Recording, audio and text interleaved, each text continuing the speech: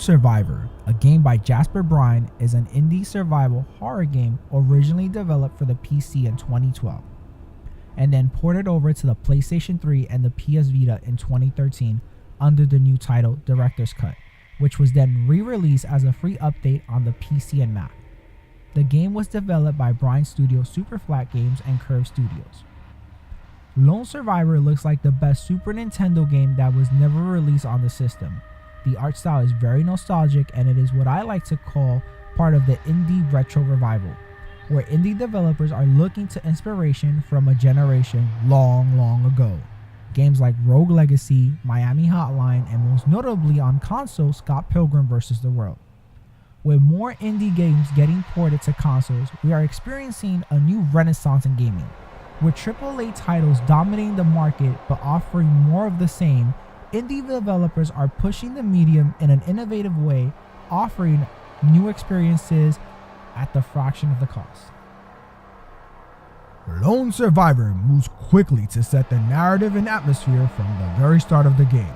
There's a sense of dread and uneasiness. This is perpetuated by the game's 16-bit music score and sound effects.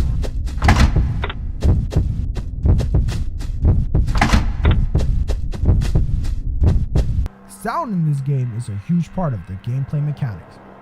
The game revolves around sound to provide the horror and to warn the player when danger is close.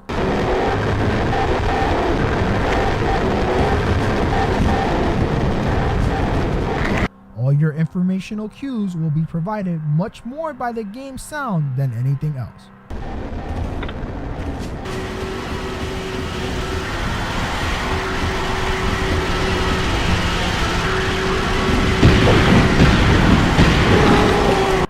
The controls aren't overly complex. This actually helps the gameplay, as you are more inclined to relate to the character because he can only do so much himself.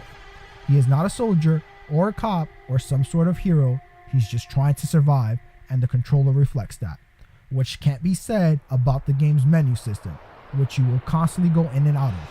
This game places such a huge importance to item management and resources that the menu does a lackluster job of this and does not provide you with extra information to understand what some items do or when they expire.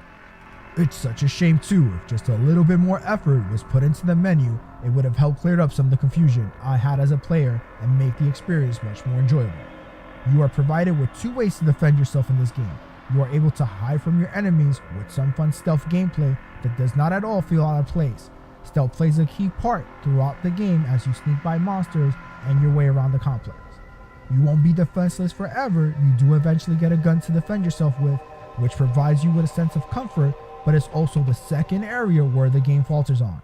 When engaging an enemy with a gun, if the enemy hits you, the hit animation will automatically play and take you out of the aiming animation, having to make you repress the aiming animation again. This doesn't seem like a big issue, but when you're attacked front and back, it can lead to some frustrating deaths because your character either turned up or down instead of aiming and shooting. Lone Survival is an awesome survival horror game that goes back to the roots of what made these games scary and addictive to play. I was not joking earlier when I said this was one of the best Super Nintendo games never released. The graphics are well done and bring that old school vibe with them. They do a good job at presenting the adult content and horror sequences as best as they can. Compile them together with the sound and you'll be scared, and if not, mildly disturbed at the sequences of events. If you're looking for something that looks like a modern game, you will be disappointed.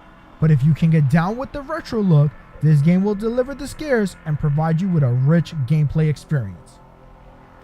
Lone Survival is a visceral, unapologetic, and overall entertaining. I can honestly say I was kept involved and motivated to complete the game. The game is about 3 hours long, which is normal for a survival horror game, and has a few extra endings and side quests that offer a few more hours of replayability. Lone Survivor is well worth your time and money. You can get this game for free right now at the PlayStation Network store or buy it from Steam. I prefer the console experience over playing on my computer, but the game is fantastic on any platform. With some minor technical issues which can become annoying, but they can be forgiven and overlooked, because the game does provide that itch if you're willing to scratch it when you're looking for a horror game. This has been a Proven Gamer video review by Wilbert Force. Lone Survivor is out for the PS3, PC, and Vita, and has received the Proven score of 7 out of 10.